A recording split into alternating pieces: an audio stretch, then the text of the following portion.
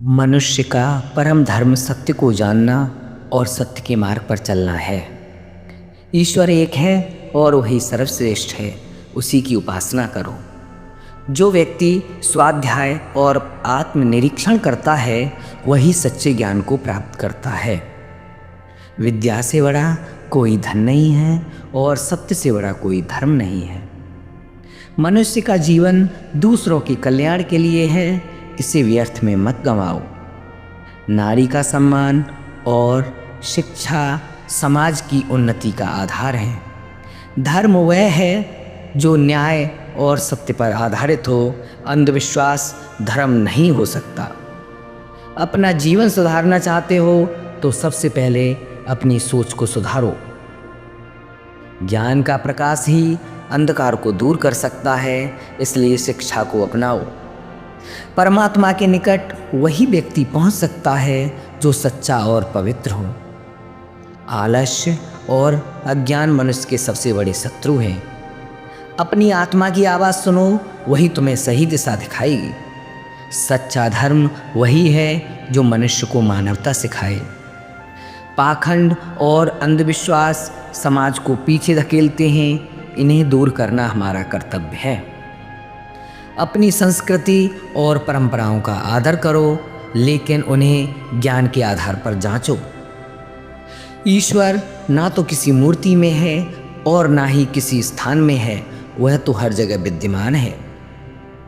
सत्य की खोज में किसी प्रकार का भय मत रखो, सत्य ही परमात्मा है।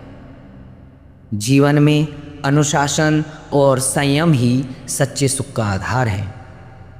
कर्म करना तुम्हारा अधिकार है, लेकिन फल की चिंता मत करो। अपने विचारों को पवित्र बनाओ, क्योंकि विचार ही तुम्हारे कर्मों का आधार है। ईश्वर की भक्ति का अर्थ है सच्चाई, न्याय और परोपकार का पालन करना। धन का उपयोग जन कल्याण के लिए करो, इसे संग्रह करना तुम्हारे उद्देश्य का हिस्सा नहीं होना चाहिए। शिक्षा का उद्देश्य केवल धन कमाना नहीं है, बल्कि सच्चा मानव बनाना है। समाज की उन्नति के लिए व्यक्ति को अपने स्वार्थ से ऊपर उठना होगा। जीवन में सबसे बड़ा तप है सत्य का पालन करना।